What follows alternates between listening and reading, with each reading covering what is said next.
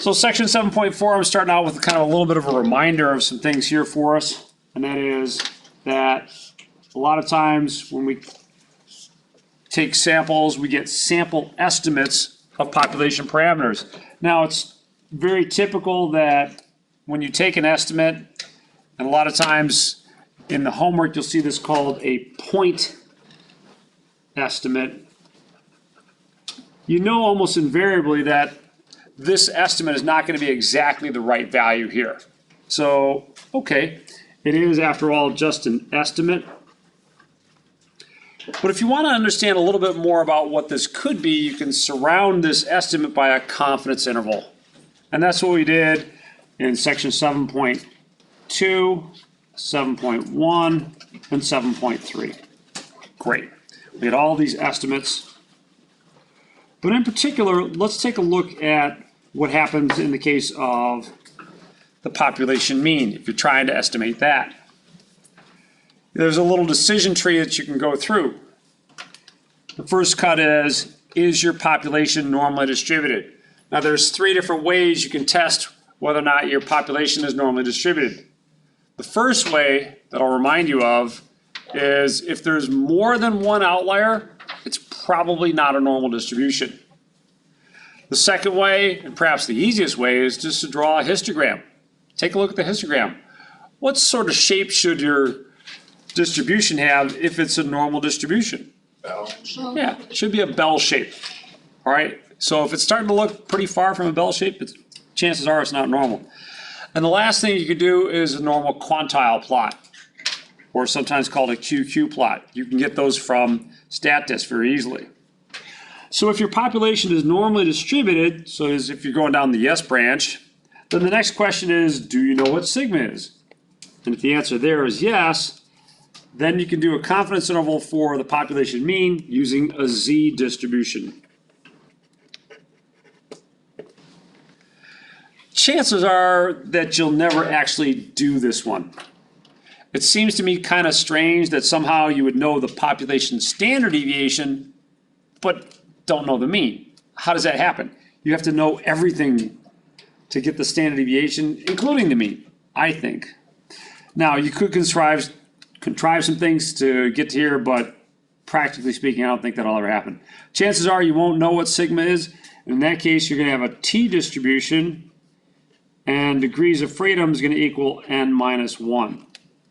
So that's what you're going to be doing to create your confidence interval. So that's the no branch.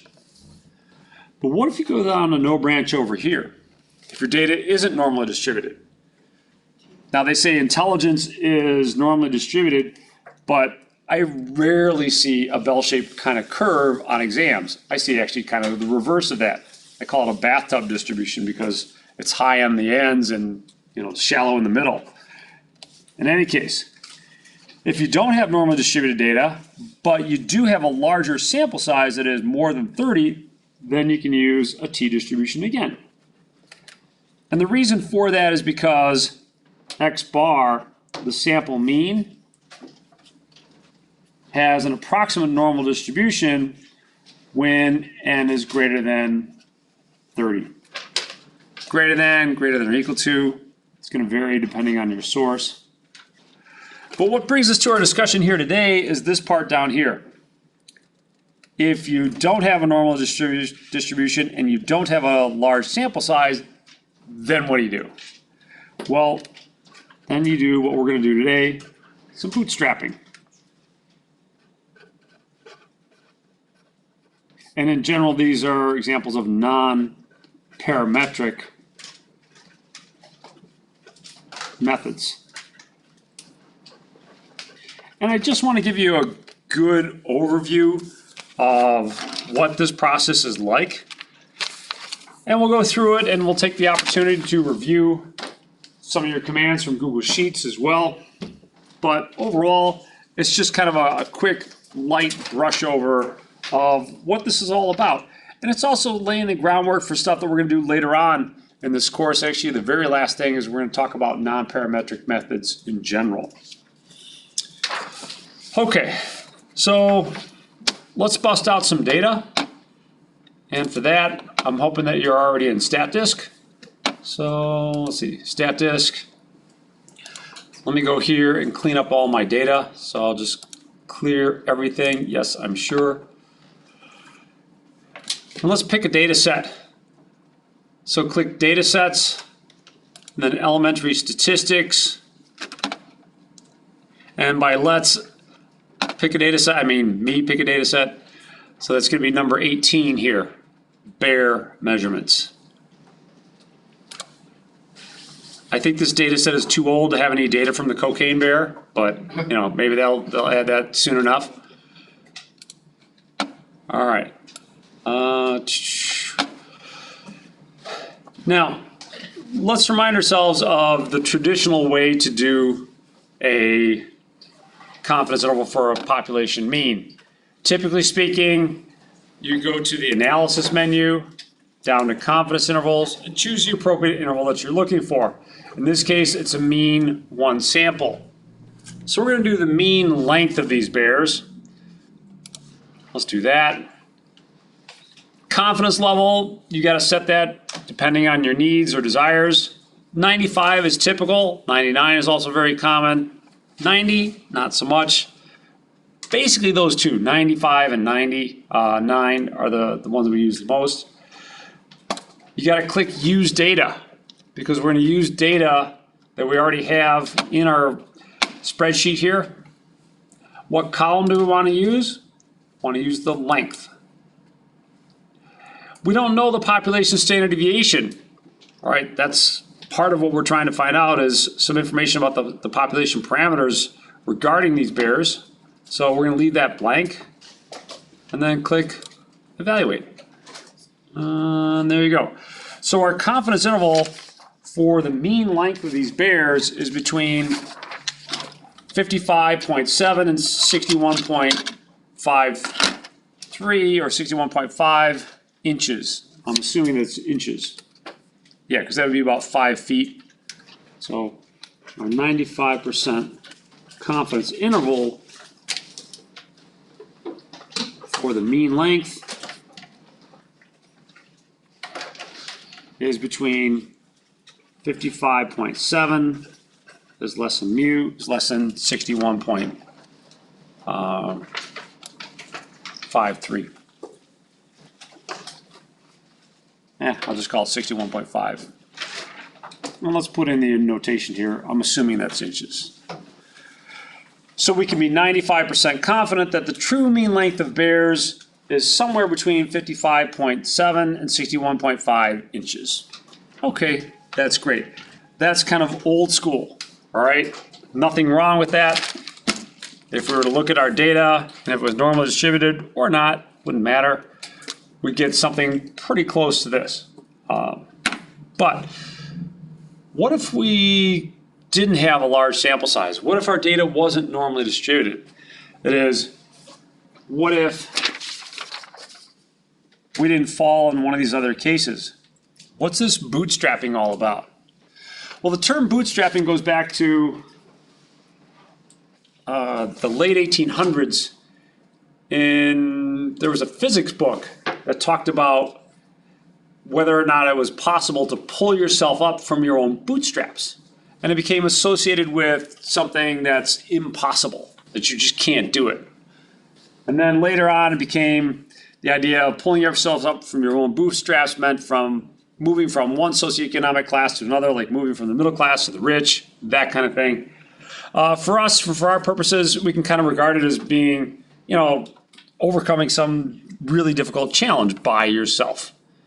And if you can't make assumptions about the distribution of your data, you've got to do something by yourself in order to overcome this. And that's what bootstrapping is.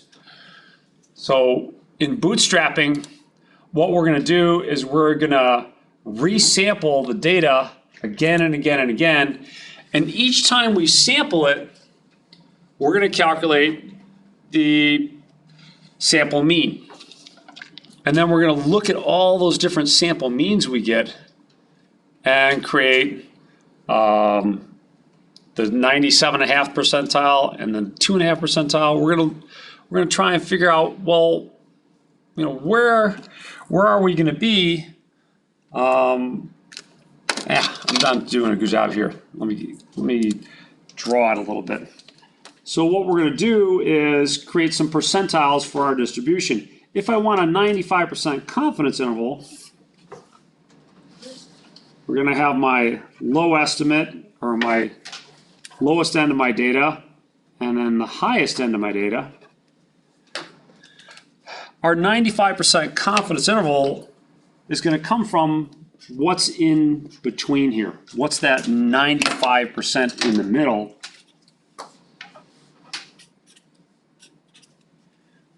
What sets that apart from the 5% on either end? Or it's actually not 5% on either end. 2.5%, yeah. So it's 2.5% here and 2.5% here. So let me kind of reiterate this. We're going to collect thousands of samples.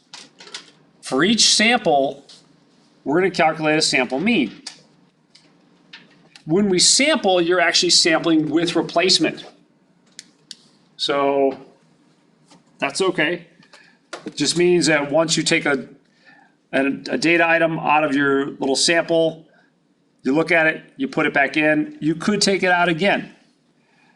But all those sample means are going to give you a distribution. And we're going to want to set off the top 2.5% from the bottom 2.5%. And what's left in the middle, that's going to be our 95% confidence interval. Let's do that with a combination of StatDisk and Google Sheets. To do that, go to the Resampling tab, click Bootstrap 1 Mean, and the data we wanted to work with was the length. So select the column that corresponds to length. And we're going to generate 1,000 resamplings of this. Now, 1,000 is not that big by standards. A lot of data professionals will use 10,000 or more resamplings, but 1,000 is good enough for our purposes. Confidence level, we want a 95% confidence level. When you're ready, click Evaluate.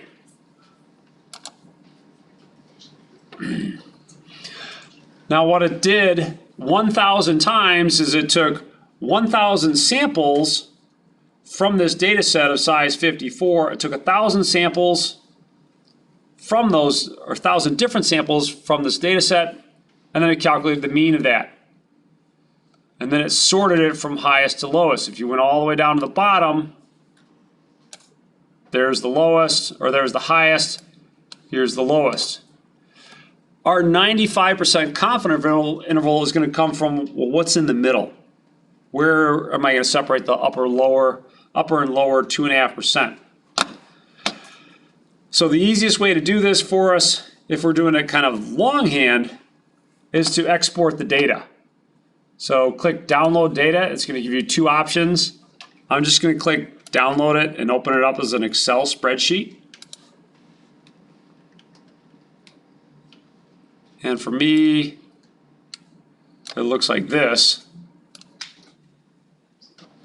The reason I'm doing it this way is because if you try and just copy, cut, and paste, at least what I tried it this morning, part of this data got pushed over into column 1, and I didn't want that. Realistically, all we need is column 2 here for ourselves. So we go all the way down to the bottom, select column 2, and then go all the way up to the top and grab that. Should be able to grab that, and let's put it into our Google Sheet. Your numbers are likely to be different than mine. That's okay. So I'm just going to do a different sheet here so I can look back if I need to. Let's put it here. Nice. So there's my data. If I want to separate out the bottom 2.5% and the top 2.5%, then I'm talking about percentiles. So let me remind you of our percentile commands. And basically it's going to be type in the range of data and then type in the percentile that you want. So let me go back to this sheet over here. Equals percentile. And I'm going to go down and choose percentile.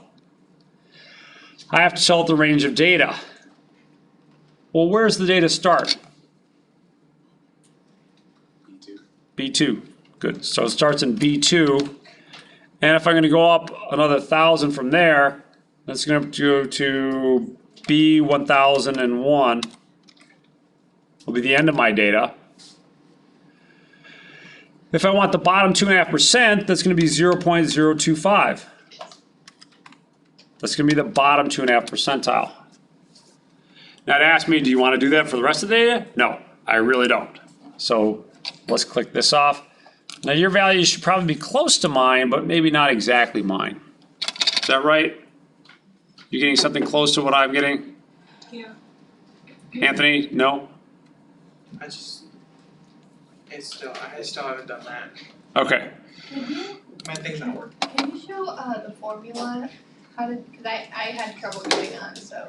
So the formula is equals percentile, and then your data range, and then comma 0.025. What column did you say to choose from again? Oh, from our Excel spreadsheet, I clicked the second column, the sorted means. Mine starts at 53 and not 50. 53.8. Yeah, mine Yeah. says That's okay. Yours is going to look different because this is all happening at random. So if yours is lower than mine or higher than mine, that's okay. Imran? When I copied it from Excel to Google Sheets, it went into one cell. How do I put it? Oh boy. Oh, yeah, That's I'm in Excel. Yeah. You know, I'm not sure. I mean, sometimes when you copy, cut, and paste from one to the other, it messes it up. But if you copy from Excel to Google Sheets, generally it does go from one column and into another column. So It just fit it all into one cell. that's kind of weird. Yeah, I'm trying to get mine to work. Yeah. All right. If it's not working for you, don't worry about it. There's a fix for this. Now, this is the lower 95% or lower 2.5%. What's the upper 2.5%? Well, percentile. So again, I want the same data range, B2 to B1001. But if I want the top 2.5%, I'm not going to put 0.025 here again. What do you think I should put? 97. Yes, 97.5. So 0.975, 0.975, like that. That's your 97.5 percentile. And bam.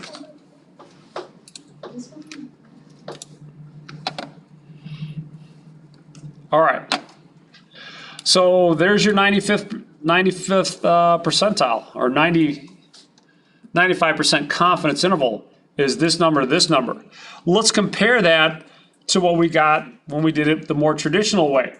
Before you move on, could you Yeah. re-explain why you put like 0.975 and 0.025? Yes, so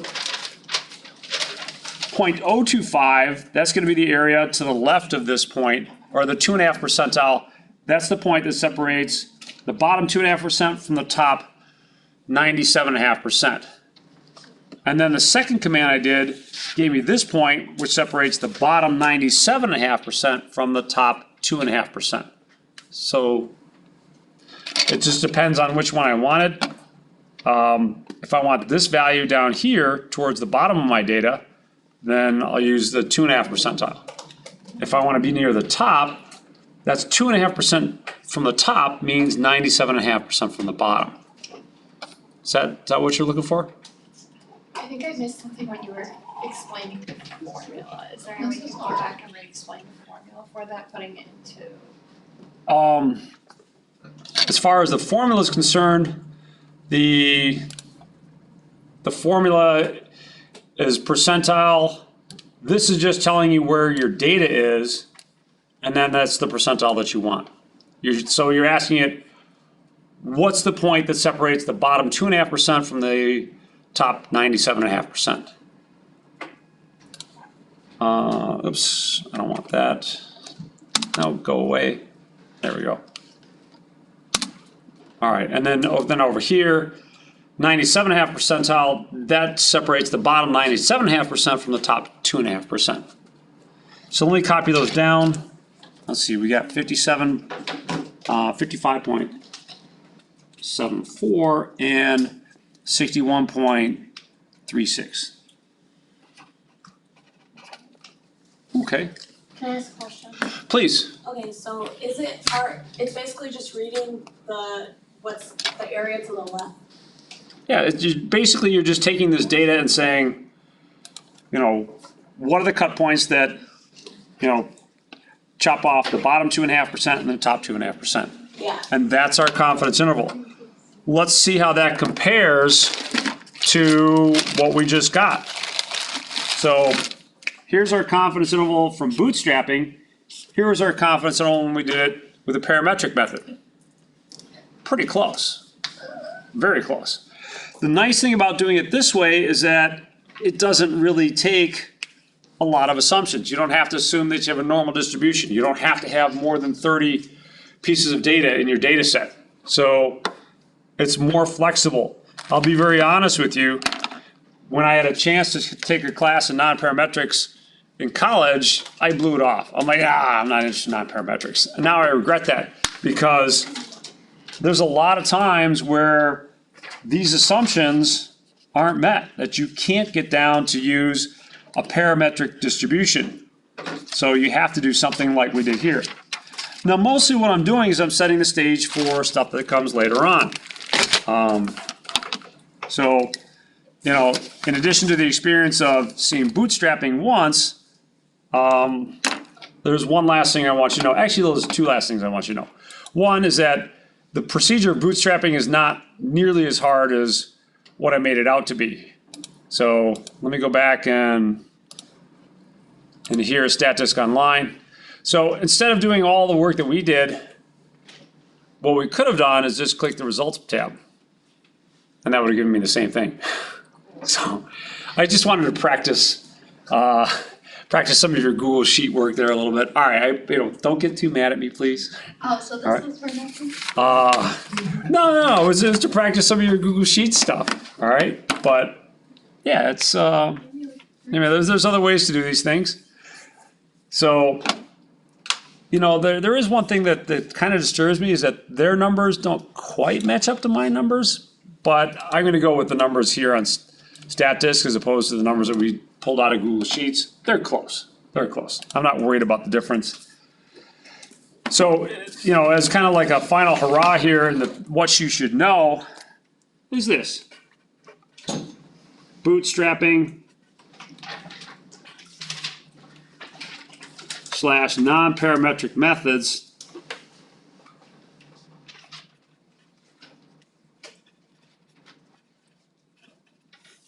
are alternatives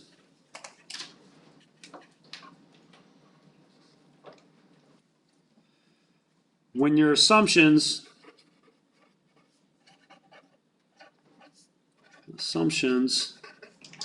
and by that I mean that you have a normal distribution or sample size is at least 30.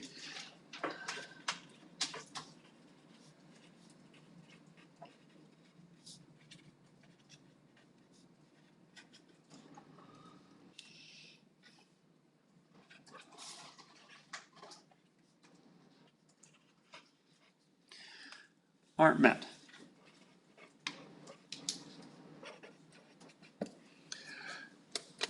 Now, in general, I don't always take the time to check our assumptions very diligently when we do things. I probably should do a little bit more. I'm trying to get better at that, but if your assumptions aren't met, you still have statistics that you want to calculate. You still want a confidence interval. You still want a p-hat, this, that, and the other. So what are you going to do? Well, you have to turn to these non-parametric methods.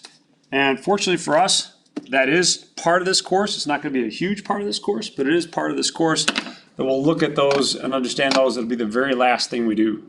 So. Comments or thoughts on bootstrapping? Will we use this on the test? No, I'm not gonna test you on bootstrapping. Thank you.